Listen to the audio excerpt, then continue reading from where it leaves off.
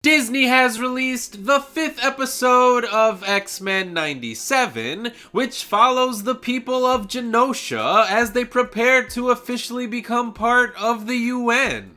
And I don't mean to exaggerate here, but this may very well be not only the best episode of X-Men 97 so far, but the best episode of television that Marvel has produced ever.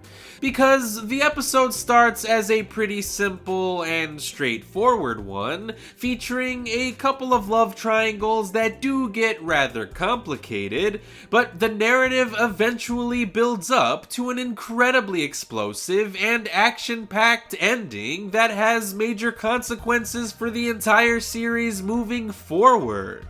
I mean, my jaw was on the floor during the entire duration of the climax, as I simply could not believe what I was watching.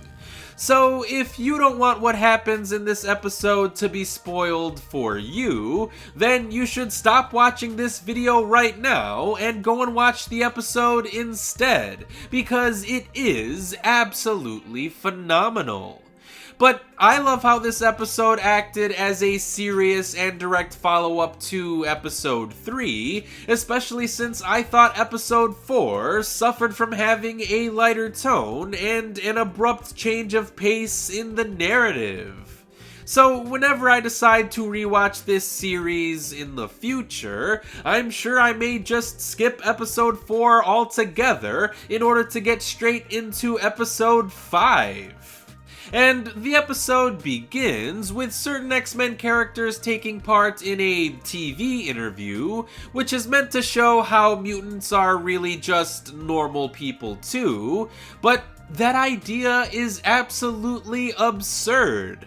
Normal people don't have to deal with the discovery that their spouse is actually an evil clone, or sending their baby with said clone into the future to fight off a life-threatening techno-organic virus, so it makes sense as to why Cyclops would break in the middle of his interview. Because he's lost so much already, and he's had a lot of responsibility placed on his shoulders recently, but he, for some reason, has to justify his own existence to ordinary people? He, along with the other X-Men, are constantly fighting for the safety of humans and mutants alike, but it's never good enough. They still have to reassure people that, deep down, mutants are just regular folk, and I'm sure that is exhausting. Especially considering what eventually comes to pass in the rest of the episode, I'd say that Scott's frustration is more than justified. But we'll have to wait and see if normal people will also come to the same conclusion. Though I'm sure they won't, especially since they recently reminded the X-Men of how their very existence is frightening to people. So Scott storms off, and in his frustration/confusion, he drives a bigger wedge into his relationship with Jean, who, of course, seeks Logan for reconciliation. And though Wolverine seems disappointed in Jean for trying to make a move while she's feeling so vulnerable, it'll be interesting to see how these relationships will develop in future episodes. Speaking of relationships, Magneto, Rogue, and Gambit all travel to the island paradise of Genosha, where something is clearly up. Not just between Magneto and Rogue, but with the island paradise itself. Because while it is nice to see a place where mutants can live in peace and harmony, things do appear a little too good to be true. And when the island natives ask Magneto to be their leader, you can't help but to question his motives. Like, is he really a changed man, or has he been playing a part simply to accomplish his own goals? Was becoming the leader of the X-Men and the leader of Genosha all part of some grand master plan? Well, before we have time to dwell on those questions, Paradise is lost as the island of Genosha is attacked by a giant kaiju-sized sentinel.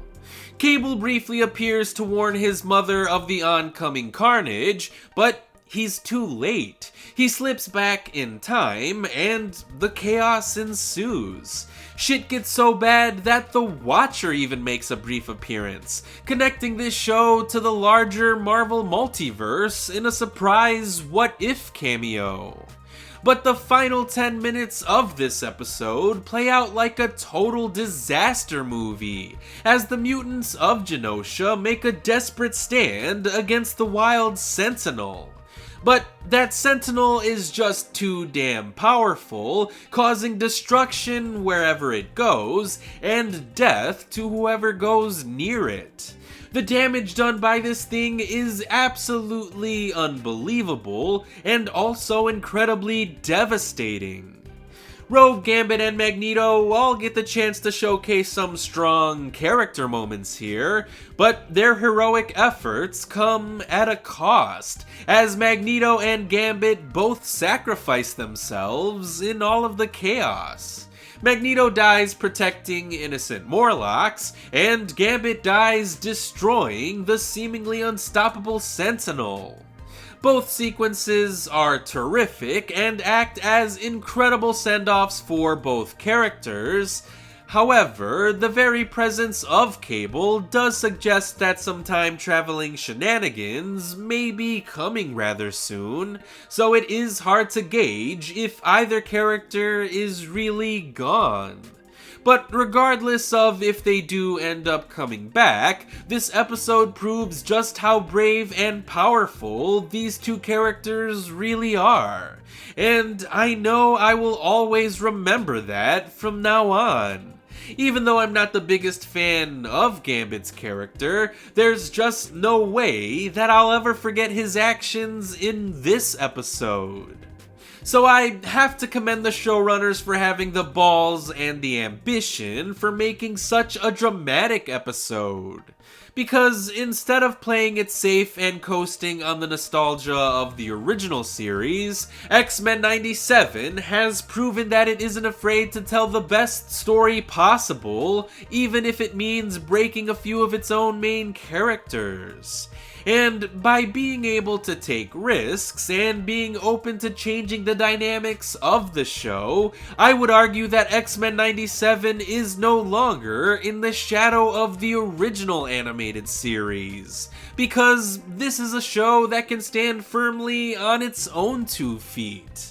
I haven't even talked about the beautiful animation, or the awesome music that was featured in this episode, or the inclusion of a fan-favorite character like Nightcrawler. And that's because all I can really think about is that spectacular finale.